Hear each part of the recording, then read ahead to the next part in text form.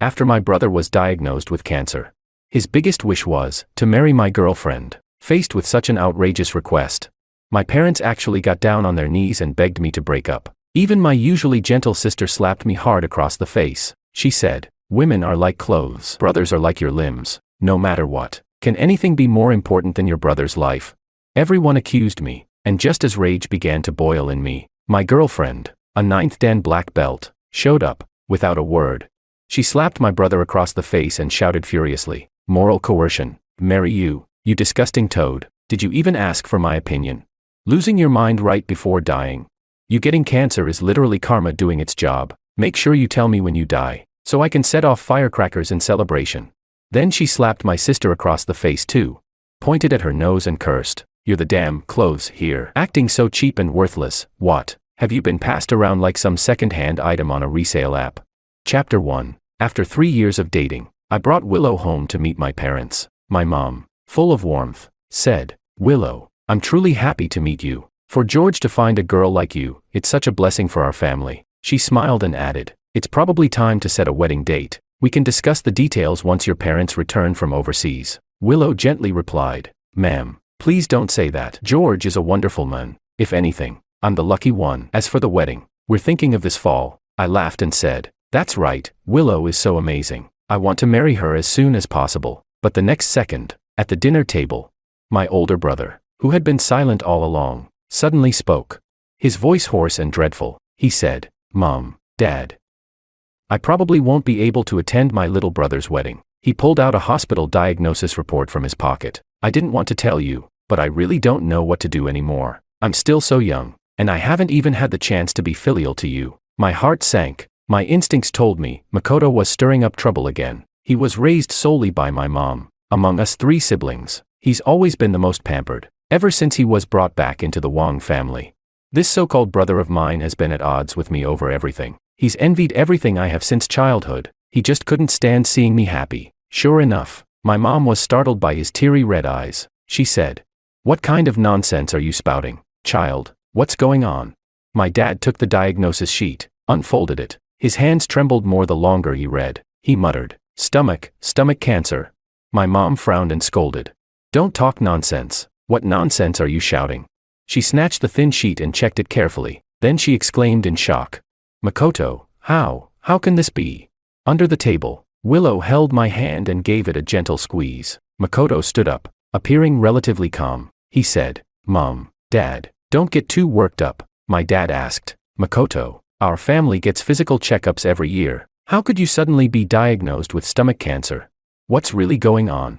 Makoto looked up, closed his eyes, a tear rolling down his cheek, choking up. He said, "I don't know either. These past few days, my stomach's been killing me. So I went to the hospital to get it checked out. They said it's cancer, late stage," the doctor said. The atmosphere instantly turned heavy. My mom asked anxiously, "What did the doctor say? Can it still be treated?" My brother continued. The doctor said, "I only have 6 months to live at most." After saying that, it was as if every ounce of strength left his body. He staggered back to his room in a daze. My mom chased after him first, calling, "Makoto, don't do anything stupid." My dad followed closely behind. My sister Alicia wiped the tears from her eyes and said, "I'm really sorry, George. Willow, maybe you two should head home for now. This all happened so suddenly. We just wanted to enjoy a lively family dinner, but who could have known?" I frowned, held Willow's hand, and said, "It's okay, sis. I'll take Willow home for now. You go deal with the family stuff first." Chapter 2. In the car, I sat with a furrowed brow. Willow turned her head slightly and asked, "Is it really okay for us to just leave like that?" I shook my head firmly. "It's fine." She spoke softly, "Worried about your brother." The car lights were off, and in the dimness, the slight arch of her brow made her delicate features even more captivating. I explained, "I was just thinking, how could someone who seemed perfectly fine suddenly fall ill? It's just making me feel uneasy. If everything had gone smoothly, we would have finalized the wedding date at this dinner. It was supposed to be a warm, joyful family gathering, but out of nowhere, Makoto dropped the news about having a terminal illness." Willow gave my arm a gentle squeeze. "Don't overthink it. No matter what happens, I'll be right here with you," I teased. "Now that I think about it, technically, my brother's your ex. Are you asking out of concern for him?" The Wang and Lu families were old family friends. Under our parents' arrangement, Makoto and Willow had once been introduced. As we talked, the car pulled into a luxury villa neighborhood. After parking, I leaned over to unbuckle her seatbelt. She leaned in and gave me a kiss. She said, "Jealous, hubby." Willow's eyes were clear and gentle, her nose delicately straight. When she looked at me, her gaze shimmered like moonlight rippling on a lake. I pinched her cheek. "Can't help it, my wife's just too beautiful." She gave a soft chuckle and nuzzled into my hand. "No matter how pretty I am, I'm still all yours." Then she added, "And besides, at most, Makoto and I had one failed blind date." "How did that turn into ex-boyfriend in your mouth?" I nodded. My bad. Poor word choice on my part." She rolled her eyes and held out her arms toward me. "All right then, carry me down," I replied. "At your service, my lady." Willow lowered her eyes with a quiet laugh, then let me lift her steadily into my arms. Chapter 3. I met Willow after graduating high school. At the time, Makoto said he wanted to take me on a graduation trip. He said he wouldn't mess with me anymore and wanted to apologize with real actions. But in the end, he took me to an illegal black brick kiln, stole my phone, and ran. While they weren't paying attention, I snuck away, but I was in a completely unfamiliar place with no money, and after going without food for days, I collapsed from hunger on the roadside. Thankfully, Willow found me. She bought me a meal and even lent me 2,000 yuan to get home. I didn't see her again until after college graduation, and it took me 3 months of pursuing her before she finally agreed to be with me. Just like that, 3 years flew by. What I hadn't expected was that despite how stunning Willow was, she had never dated anyone before. That night, after Willow had gone to bed, the vibration of my phone woke me up. I tiptoed to the balcony and answered. "Mom, it's really late, what's going on?" On the other end, her voice was thick with tears. "George, you saw what happened tonight. Your brother, he has stomach cancer, late stage. There's no cure." I cut her off, my tone cold. "Yeah, and? What did they want me to give up this time? Was it the award I won as a kid? Or the guaranteed admission to my dream university that he stole from me in senior year?" She said, "Your brother told us his biggest wish is to marry Willow." I was speechless. My voice grew louder on its own, my fingertips digging into my palm as I tried to keep calm. I said, "Willow is my girlfriend. She already accepted my proposal." She replied, "George, your mom has no choice either. I hate to say it, but your brother is dying. It's just one woman. Doesn't 20-some years of brotherhood mean more than that?" I asked, "Brotherhood?" I laughed, incredulous. "Mom, don't you think that word sounds ridiculous between us?" In middle school, Makoto incited others to bully me. In high school, he stole my university recommendation slot and even altered my entrance exam preferences. Why don't you ask him? When he was doing all that, did he ever consider our brotherhood? Yeah, he's got cancer and you all feel sorry for him, but that's not my fault. So why the hell are you coming to me with this guilt trip? Years of resentment erupted in that moment. I said a lot, without holding back. Maybe it struck a nerve, because my mom fell silent. After a while, she choked out an apology. "I'm sorry, George. Over the years, your dad and I have overlooked you in many ways, but your brother didn't know better. He was just a kid. How could he understand anything back then?" I gritted my teeth and said, "Don't pretend you don't know what's going on. Let me be clear, Willow is my girlfriend. And there's no way I'm giving her up. What's mine is mine, and if Makoto doesn't accept that, I don't mind helping him die a little faster." With that, I hung up. Chapter 4. The summer night breeze was a bit chilly. I raised my hand and pressed my fingertips to my brow. There was no trace of sleep in me. When my mother gave birth to me, she almost died from complications. My father, being superstitious, believed I brought bad luck and would curse my mother. So, when I was only a month old, he sent me away to live with my grandmother in the countryside. It wasn't until my grandmother passed away, the year I finished primary school, that I was brought back to what they called home. My parents, as if waking from a dream, suddenly wanted to make it up to me. They enrolled me in the best middle school in the city, and placed me in the same class as Makoto. My mom told him, "Makoto, George is new to all of this. Help take care of your little brother." Wearing designer clothes, he handed me a toy race car with a cheerful smile. "Don't worry, Mom. I'm his big brother. I'll look out for him." Caught off guard by his kindness, I stared at the toy in his hand and gave him a clumsy smile. Makoto was lively and outgoing. Our sister was gentle. Our parents, though unfamiliar to me, tried to be attentive. Overall, it seemed like a warm new home, but the peace didn't last. Not long after transferring schools, my entire class began isolating me, uncannily in sync. Some students mocked me. "Look at him, all shabby and slow. How did a guy like him even get into our school?" Another chimed in, "Yeah, it's been a week and he just buries his head in books. What's he trying to prove? That he's some honor student?" During recess, groups of classmates would talk loudly, pretending I wasn't even there. One day, someone asked Makoto, "Hey young Master Wang, how could that raggedy kid be your brother?" I glanced down at my cloth shoes and padded jacket, handmade by my grandmother. I said nothing. Makoto frowned and replied, "George is my real brother. He was just raised in the countryside. You guys better not talk like that again." Hearing that warmed me inside, and from then on, whenever someone gossiped about me, Makoto would step in to defend me. But somehow, my situation never improved. It got worse. One day after school, I stayed behind to do cleaning duty. A classmate poured dirty water all over me and locked me in an empty classroom. The next day, when I went to confront him, I accidentally overheard him boasting to Makoto, "Done. Young Master Wang, just like you said, it's freezing cold. That country bumpkin probably froze his ass off." And Makoto, no longer the caring brother, looked smug, his eyes cold. He laughed. "This is just the beginning. He needs to understand. There's only one young master of the Wang family. Our parents' love, the family fortune, they all belong to me." Chapter 5. Babe, why are you still awake? Something on your mind? A warm body pressed against my back, her cheek rubbing gently along my spine. I adjusted my mood and said, "It's nothing. I just thought of some things from the past." After getting together with Willow, I told her everything about my childhood and family. She, always lively and cheerful, had tears in her eyes before I'd even finished. Trembling, she threw herself into my arms and held me tight. She said, "George, if only we'd met sooner, just like now." As she leaned against my chest and whispered, "It's all behind you now, babe. Whatever comes next, we'll face it together." I hugged her tightly, rubbed her head, and let out a muffled mm. Willow narrowed her eyes and said, "Let me guess, Makoto's using his cancer to stir up trouble again." I sighed. "You guessed right." Willow looked up at me. "I knew that guy couldn't stay quiet. Did he call you? What did he say?" I shook my head. "It wasn't him, it was just a small thing." "Don't worry." She frowned. "How can I not? That guy's the textbook definition of a shameless bully. All bark, no bite, and always preying on the nice ones. And you're just too honest to handle someone like him." She clenched her fist and scoffed. "Why don't you let your wife take care of it? I'll beat him half crippled." I laughed and quickly stopped her. "Relax. It's my family business, let me deal with it." Seeing the pout on her face and the look of distrust in her eyes, I added, Okay, how about this? I'll try to handle it first. If I really can't, I'll call in the boss." Deal.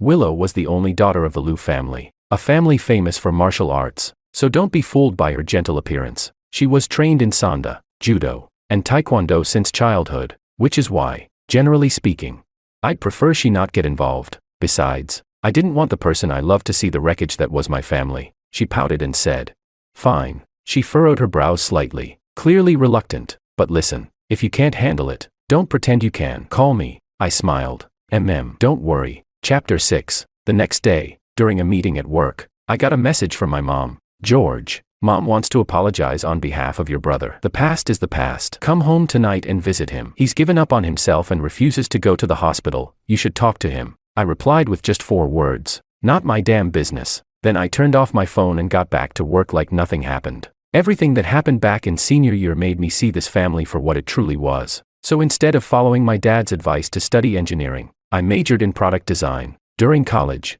I partnered with classmates to start a design studio and launched my own brand. The Wang family built its fortune in real estate, a middling presence in the upper-class circle. I had zero interest in the family business. All I wanted was to stay out of Makoto's shadow and avoid his games. When you're busy, you lose track of time. It wasn't until lunchtime that I noticed the dozen missed calls on my phone, all from my mom. Annoyed, I blocked her number. 2 months later, the biggest design competition in the country was going to be held right here in our city. I was swamped finalizing sketches and drafts. No energy to waste on that absurd family. But I hadn't expected that since I didn't go back, they came to me instead. Dad, Mom, Makoto, and my sister. The 4 of them stood lined up neatly at the entrance of my villa. I hit the brakes and said, "Dad, Mom, what are you doing here?" Before my mom could speak, Makoto jumped in. "You blocked Mom's number, and you never answer my calls. George, the way you're talking, someone might think we're not welcome here." He looked frail, pale, and noticeably more haggard than before, like he'd aged overnight. But inside, I felt nothing. No ripple, no pity. I said, "If you're here to ask me to give up my fiancé, then yeah, you're not welcome." I was about to roll up the window when Makoto reached out to stop me. "Little brother, don't be so cold. No matter what, we're still family." His voice was kind, his tone sincere. Just like when I first transferred schools and he'd slung an arm over my shoulder, calling me bro. I gave a sharp laugh. Makoto, all these years, and you're still such a damn good actor. His face stiffened. I got out of the car and crossed my arms. Staring at them, I said, if you've got something to say it here. I'm not inviting you inside. My dad, clearly displeased, stepped forward. George, what kind of tone is that to use with your family? Didn't I teach you manners when you were little? Dad, I cut him off with a smile. You're misremembering. I didn't come back until middle school. So no, you didn't raise me. He was visibly stunned, then snapped. And that's your excuse for being disrespectful to your elders? Then, as if remembering something, he turned to my mom and said, I told you he was a jinx, but you wouldn't believe me. If you ask me, Makoto got cancer because of him. I stared at him, cold as ice. What are you glaring at? Am I wrong? We never should have brought you back. Look how we spoiled you. Now you're talking back to your elders. Chapter 7. My mom held him back and said, would you just say a little less? Alicia also stepped forward, frowning. Dad, that's really too harsh on my brother. My mom added, George, your dad just has a clumsy tongue. He didn't mean it that way. Don't take it to heart. She leaned in affectionately and said, no matter how busy work gets, you still have to eat, right? The housekeeper made your favorite sweet and sour ribs. Come home with mom. Okay. This whole performance didn't stir the slightest ripple in my heart. If anything, it made me want to laugh. My mom grabbed my hand and said, you're a piece of flesh that fell from my own body. How could I not feel pain for you? After a pause, she asked, about what I said last night, have you thought it over? Just as expected, I sneered inwardly. I pulled my hand away and turned to leave, but then my mom suddenly yanked me back and dropped to her knees with a loud thud. Tears streaming down her face, she pleaded. George, please, I beg you. The doctor said your brother's illness can't be cured. Just treat this as fulfilling his last wish. I'm kneeling to you. Isn't that enough? I was taken aback and quickly said, what are you doing? The other three were panicking too. My dad was the first to react. He said, what are you doing kneeling to him? Is he even worth it? My mom cried even louder. She said, I raised Makoto myself. How could I bear this? I wish I could die in his place. Please, George, just grant him this. Alicia pressed her lips together and said, yeah, George, it's just a woman. Do you really have to be like this? Makoto also rushed over and knelt down beside her, holding her up. Mom, don't do this. Begging him like this hurts more than dying. Forget it. I won't marry Willow. It's all my fault. Watching this touching family drama play out made me almost want to throw up. I stepped back, shook off the woman clutching my hand, then grabbed Makoto by the collar. Next second, smack, smack, 2 slaps, one from the front, one from the back, rang out loud and clear. I said, you're the one who called them here to stir up drama, and now you're putting on a show too. What the hell is wrong with you?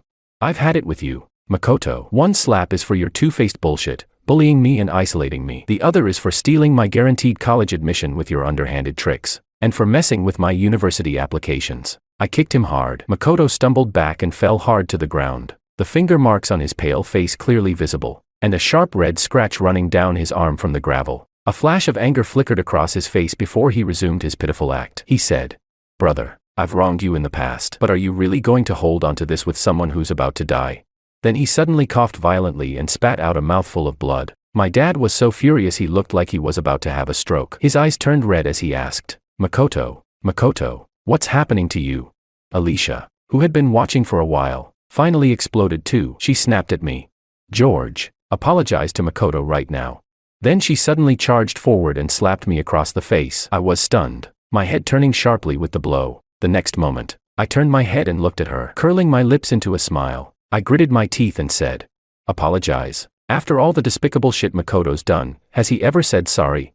I was so angry my chest heaved violently, my fingertips trembling. Just yesterday, they were still joking and chatting at the dinner table, talking about my wedding date. Now that the fake masks were off, it was downright disgusting. But Alicia started lecturing me. She said, George, come on. At a time like this, you're still hung up on all that. Don't you know the dead should be respected? You'd go so far as to turn against your own brother over a woman. Where's all that education of yours gone? Women are like clothes, but brothers are like limbs. How can Willow matter more than your brother's life? Just as I was about to lose it and strike back, a figure suddenly darted past me. Smack. That person slapped Alicia across the face, and hard. She said, all of you ganging up to bully my husband, don't you have any shame? Her voice was icy cold, like it had been dipped in frost. Chapter 8. I said in surprise, Willow, weren't you working overtime? Willow pouted. Aunt Wu said some uninvited guests showed up at the house, so I pulled up the front door surveillance to check. I was worried about you, so I rushed back. I sometimes get so absorbed in work I forget to eat or sleep. Aunt Wu is the family chef, in charge of all my meals. Willow winked at me. No tears now, sweetie. Your wife's here to back you up. I was speechless. After saying that, she turned around and coldly stared at the whole family of 4. She said, Mr. and Mrs., from the sound of it, you want us to call off the engagement and have me marry Makoto instead, right? My mom awkwardly got up from the floor. She said, Willow, listen, it's just a marriage alliance between our 2 families. It doesn't matter who you marry. Willow lowered her eyes and let out a soft laugh. Then why not talk to my family? Go to my dad and mom. Why bring it to George? My mom stammered, unable to give a real answer. Willow snorted. What? Don't dare go to my parents? She raised an eyebrow, cold light flashing in her eyes. Or is it because you know I'd never agree? So you're trying to pressure George into doing your dirty work?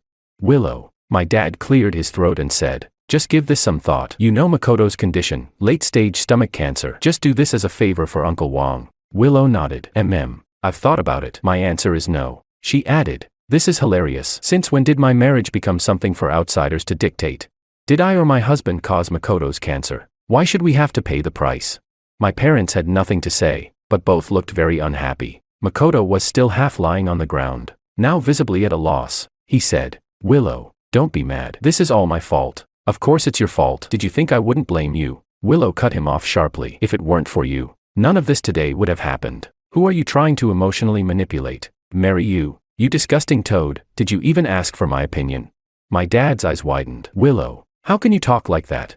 I almost couldn't hold back a laugh. Everyone knew Willow was the heiress of the Liu family, but no one knew that once she lost her temper, she could curse more fiercely than anyone else. Makoto slowly stood up, looking sickly. Willow, I really do like you. You know I don't have much time left. Willow wasn't moved in the slightest. She rolled her eyes. Still pulling stunts on your deathbed? It's poetic justice that someone like you got cancer. When you finally kick the bucket, let me know. I'll bring fireworks to celebrate. Everyone was shocked by Willow's brutally honest words. Alicia, clutching her face, looked pitiful. Dad, Mom, let's just go. Wait. Willow stopped her and pointed at her nose. Did I say you could leave? Talking about women are like clothes.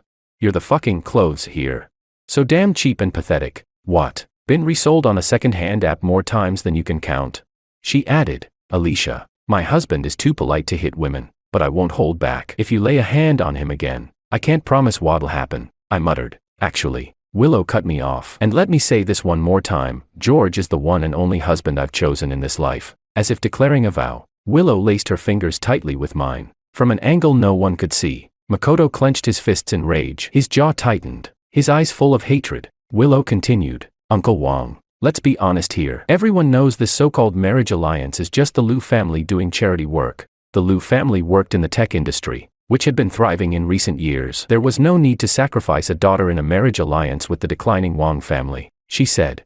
If not for George, I wouldn't have given the Wong family a second glance. Now that the truth was laid bare, my dad's face flushed red. His lips moved, but he said nothing. Chapter 9. Back home. Willow applied medicine to my face. Looking at the distinct 5-finger slap mark, she puffed up angrily. Your sister is way out of line. Is that really your biological sister? She hit you so hard. I smiled. It's fine. I don't really care about her. At least I beat the crap out of Makoto and made him cough up blood. Willow huffed. Serves him right. After she finished applying the ointment, Willow buried her head in my chest. Still fuming, she said, I asked you last night what happened. Why didn't you tell me? Do you know how scared I was today?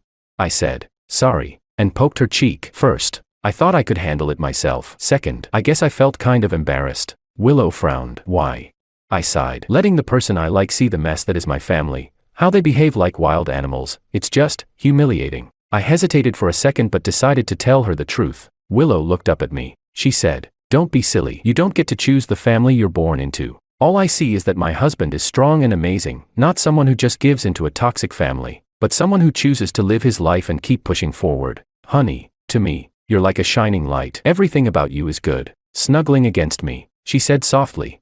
Besides, I'm your wife. Whatever happens, we face it together. That's what a wife is supposed to do. Warmth flooded through my chest, spreading to every corner of my body. I cupped her face and gave her a deep kiss. Thank you, sweetheart, I said. Willow's eyes sparkled. Kiss me a few more times and I might say even nicer things. I pushed her gently away. All right, Alright, you're right. I've got to keep working hard. I'm going back to work. Willow looked pouty, but her face was full of joy. Chapter 10. After hearing that the Wang family tried to force Willow to marry my brother, Mr. Liu was furious. He directly warned my father, if they tried any more of their shady tricks, the Wang family would be permanently blacklisted from the Liu family's partnership list. Willow asked me if I still wanted to teach that scumbag of a brother a lesson. I shook my head and said, with your dad putting it that way, whatever stunts he tries next won't amount to anything. I already beat him up. And karma's got him with cancer. He's basically a dead man walking. Let the heavens take care of him. Why should we waste any more energy on that? I've got too much on my plate to bother with him. Willow leaned into me and whispered by my ear with a laugh. You're too kind. If you ask me, he's not done yet.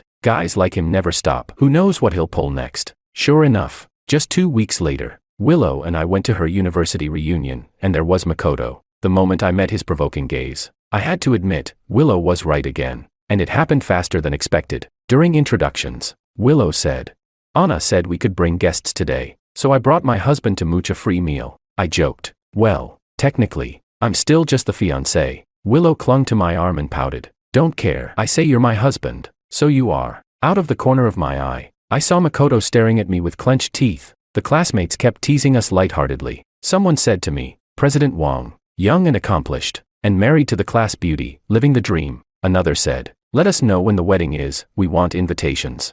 I smiled and responded to each of them. Then, an untimely voice cut in. Wait, really? Wasn't Willow Makoto's girlfriend? From how people talked back then, I thought they were practically engaged. The atmosphere froze. From the corner of my eye, I saw Makoto's face twist with discomfort. I understood immediately. Just as I was about to say something, Willow pinched my arm and turned to the speaker. Who said that? Who said I was his girlfriend? She said, we had one failed blind date. At most, nothing more. Her tone was dead serious, more than I'd ever seen. The speaker looked embarrassed. Sorry, the person said. Didn't mean to stir anything up. It's just, back in college, the whole class thought you two were a perfect match, same background, same future, and all that marriage talk. Willow was visibly annoyed. She frowned and swept her gaze across the room. Who spread such ridiculous gossip? The silence was suffocating. In the unspoken agreement among the classmates, I caught one small detail. Makoto had his head down, tapping his fingers aimlessly on the table. That was his guilty tell. The class monitor sensed the tension and quickly tried to ease the mood. Come on, let's not get worked up. It's been ages since we all met. Let's eat, drink, and not let some ancient drama ruin the evening. I patted Willow's hand, which was still wrapped around my arm. All right, it's all in the past. They've got your favorite grilled fish tonight. Let me get you a piece. Her frustration melted away instantly. Chapter 11. Originally, I just wanted to treat this meal as if Makoto and I were water in separate wells, no contact whatsoever, as if he didn't exist, but he clearly came to make trouble. Halfway through the meal, he chuckled and teased Willow. Sometimes I really do regret it. How could I have missed out on such a great girl back then?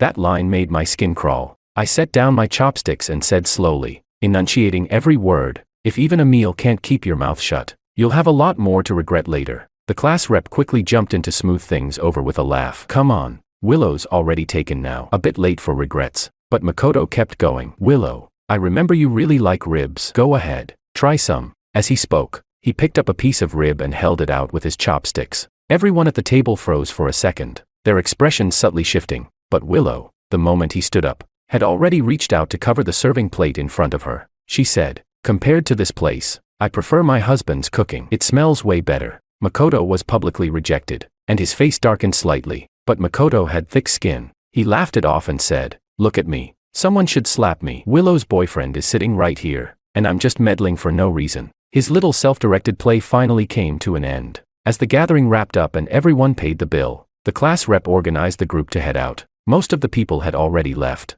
but the rep, now supporting a completely wasted Makoto, looked troubled. He said, could you two help take him home? I've got another date I need to get to. Willow frowned and said, just call him a cab and be done with it. I thought for a moment, then gently held her back and smiled at the rep. Go ahead with your plans. I'll take care of him. Under Willow's puzzled gaze, I curled my lips into a small smile. I said, he is my brother after all, and he's terminally ill. I wouldn't feel right just letting him go home like this. He might as well crash at our place for the night. While driving, I casually complained to Willow.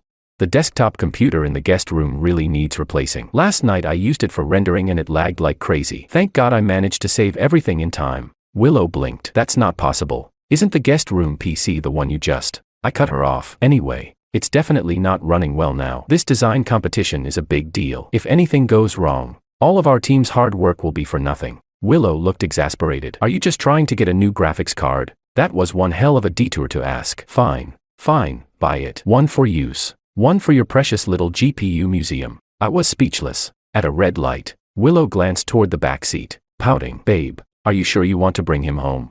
I smiled faintly. Let's just say I'm taking in a stray dog. Curse this soft heart of mine. Fine, Willow grumbled, her face full of reluctance. But make sure he's gone first thing tomorrow morning. Chapter 12. Early the next morning, before we even had to prompt him, Makoto had already left. Willow heard the movement, got up to confirm he was really gone, then came back and shook me awake. She said, "Wake up, hubby. Don't you think Makoto was acting strange last night?" Half asleep, I opened my eyes and asked, "What do you mean?" She said, "The alcohol. He has stomach cancer, but he got dead drunk and didn't show any signs of discomfort." I sobered up a bit and said, "You mean, his cancer is fake?" Willow nodded. "That's what I think, most likely." I frowned. "No way. I saw him coughing up blood with my own eyes." Willow replied, "That's easy to fake. TV dramas do the coughing up blood trick all the time." That shook off the last of my sleep. I said, "You've got a point." Willow sat up and said, "But, how do we prove it? Should we take him for a checkup?"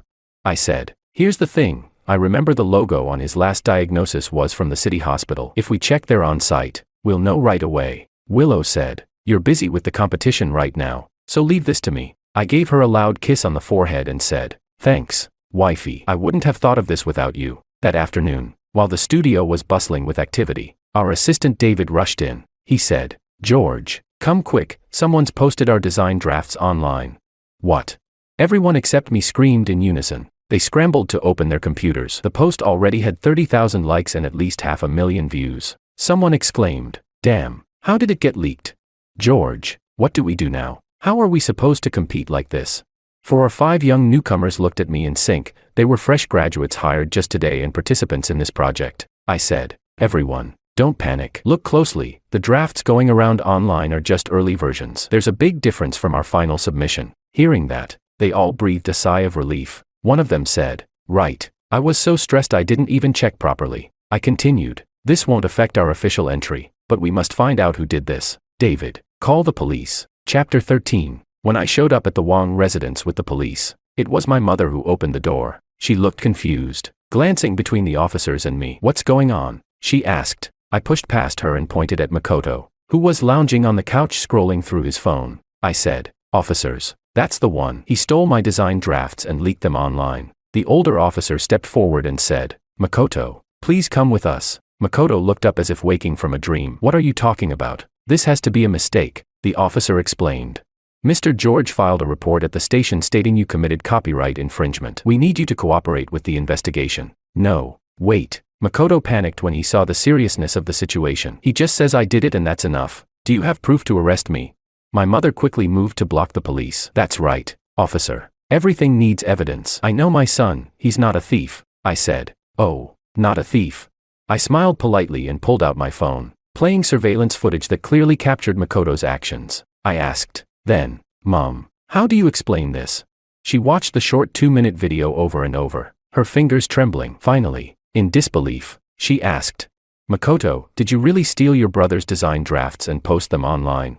Makoto started to panic, his bare feet scrambling on the floor. "Officer, please, let me explain." "No, Mom, you've got to believe me." I crossed my arms and stared at him coldly. "You can explain all you want, at the police station." Just before he was taken away, Makoto suddenly snapped. He lunged at me in an attempt to attack, only to be restrained by the officers. He shouted furiously, "I get it now. George, you bastard, son of a bitch, that day you set me up on purpose."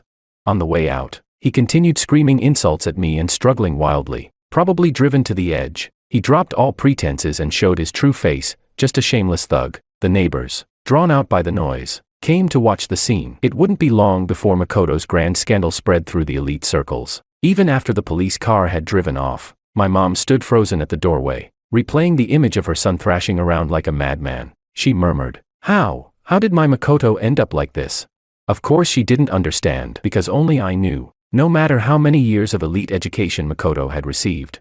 Deep down, he was always just a street punk in a fancy suit. Chapter 14. We hired the best lawyer in the country and successfully had Makoto locked up. Copyright infringement, tampering with my college entrance exam preferences, orchestrating school bullying. Multiple charges, tried together. My mom and sister came to plead with me to drop the lawsuit and let Makoto go. As for my dad, he's a businessman. After scandal, he had long since given up on Makoto. Forget begging for leniency. When he found out, he even rushed to the prison and slapped Makoto in the face, furious at how he had shamed the Wong family. When my mom put on a full performance, crying, yelling, and threatening to kill herself, I cast the surveillance footage straight to the living room TV, playing it on loop, to remind them what exactly Makoto had done. Unexpectedly, my mom ignored it all and questioned me instead. But your brother has cancer. He doesn't have long to live. Do you really want him to spend the rest of his days in prison?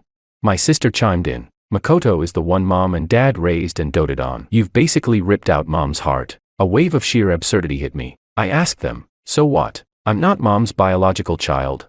That shut them up. After a long pause, my mom stammered, that's exactly why we, as a family, need to show more understanding. But even she couldn't finish the lie. She knew she was being ridiculous. It felt like my heart had been submerged in ice, completely frozen. Expressionless, I said. You don't have to say anything more. If Makoto had the guts to do it, he should have the guts to face the consequences. He deserves to pay for his crimes. Mom, thank you for raising me all these years. I'll transfer some money into your account. But from now on, unless there's something major, let's not see each other again. If I still held any fantasy that they might come to their senses once they knew the truth. Then at this moment, all those unrealistic hopes were crushed to dust. My mom was stunned when she finally reacted. Her chest heaved in anger. She said, George, you ungrateful son.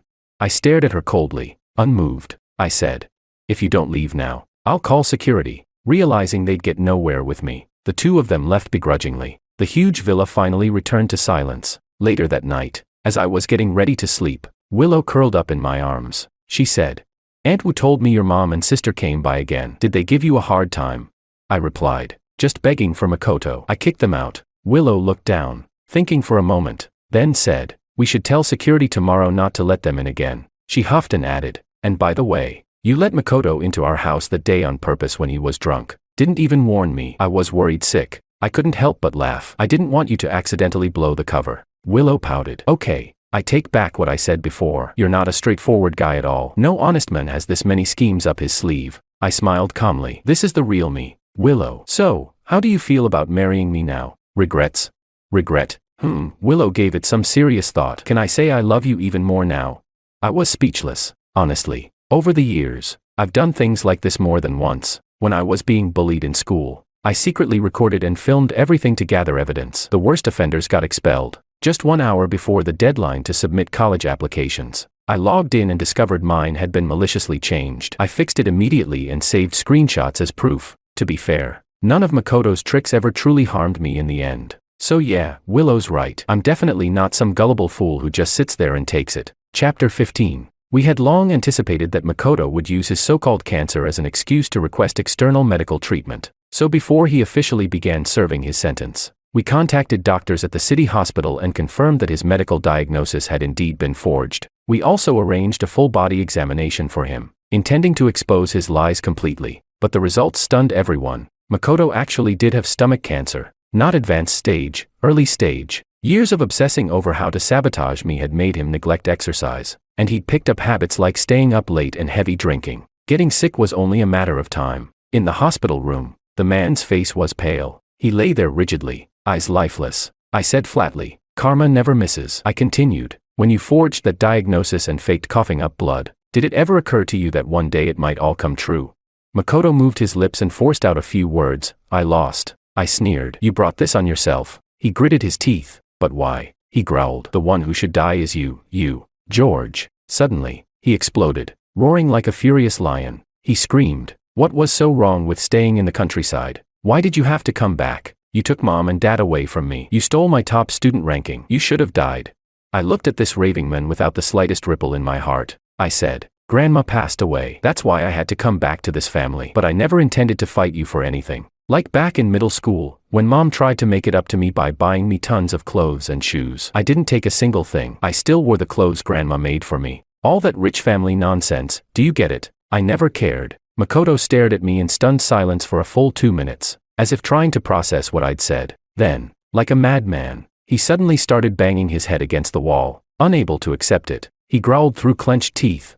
Bullshit. You know what I hate most about you? I hate your fake-ass noble act. I never even liked Willow that much. I just wanted to take her from you because she was your girlfriend. I stood up, looking down at him with contempt. I said, "You've got some serious psychological issues." I scoffed coldly, not wanting to waste another word. Just as I stepped out of the room, Makoto screamed after me with everything he had. "You don't know, do you? On the graduation trip, I sold you to that illegal brickyard. I wanted you dead, gone forever." I turned right back around and punched him hard in the face. Psycho. Afterward, I went to see Makoto's attending physician. He adjusted his glasses and said to me, "Besides his physical illness, the patient's mental state is also quite unstable." Just as I suspected, the moment I saw how deranged Makoto had become, I'd already guessed as much. I said, "Doctor, please do your best to treat him. Use the best meds. Money's not an issue for the Wong family." I gave these instructions. After all, only once he's healed will he have the strength to serve time. "And one more thing," I added, "since he's mentally unstable, please keep a close eye on him. Don't let him run wild." The doctor nodded. "Don't worry, Mr. Wong." Chapter 16. After leaving the hospital, I drove to the biggest arcade in the city center. I didn't go there to play, just wandered aimlessly. My mind was flooded with messy thoughts, jumping from memories of my late grandmother to the years I'd spent struggling and fighting my way through life. Makoto had finally received his punishment. I wasn't exactly happy about it. What I felt more was a deep, relieving sense of release. I no longer had to stay on edge, constantly guarding against one person. Just as I was lost in thought, a sweet female voice suddenly came over the arcade's PA system. "Little George, your mommy is waiting for you at the mall entrance. Don't forget to go find her." I was dazed at first. When I realized who was behind the prank, I was speechless. God, how embarrassing. Fuming, I stormed toward the exit, but the moment I saw that familiar silhouette, all my anger vanished. She waved at me and tilted her head. "Knew you'd be here." I pulled her into a hug. Voice hoarse. "You're not working today?" Willow replied. "If even you, the workaholic, took the day off, of course I had to take a break too." "Come on, let's celebrate. Let's have some fun," I asked. "Celebrate what?" She winked at me. "Solving the Makoto nightmare." "Duh. Isn't that worth celebrating?" I looked at her and said clearly, word by word, "Thank you, Willow." I stared into her eyes and said, "Meeting you is the best thing that's ever happened to me in this rocky life." Willow was going to tease me, but instead, her eyes turned red. She said, "That's not true. Everything you have, it's not luck. It's because you deserve it." 2 months later, Willow and I held our wedding as planned. Under the crisp autumn skies of the Wong Festival, we took our vows in a solemn church and exchanged rings. My mom was busy taking care of Makoto in the hospital and couldn't have cared less, but I hadn't invited her anyway. We invited a bunch of friends and classmates to witness our happiness. Alicia texted, "Congrats on the wedding." I didn't reply. My dad did show up, rubbing his hands awkwardly as he apologized. "Son, I know you've been through a lot. It's all my fault for being so superstitious." I knew perfectly well he was only here because Makoto was now useless to him. It wasn't genuine guilt. Maybe I was just completely done with that family. I replied with a blank face. "It's all in the past, and if it's in the past, it's got nothing to do with me anymore." The day after the wedding, I took Willow back to the village where I used to live. We went to visit my grandma, the woman who raised me for over a decade, who taught me kindness, and also how to grow a spine. Standing in front of her grave, staring at the gentle black and white photo etched in stone, Willow and I held hands. I said, "Grandma, I'm doing really well now, and from here on out, Willow and I will live even better. So don't worry." The breeze rustled through my hair. Far away, the poplar trees whispered in the wind.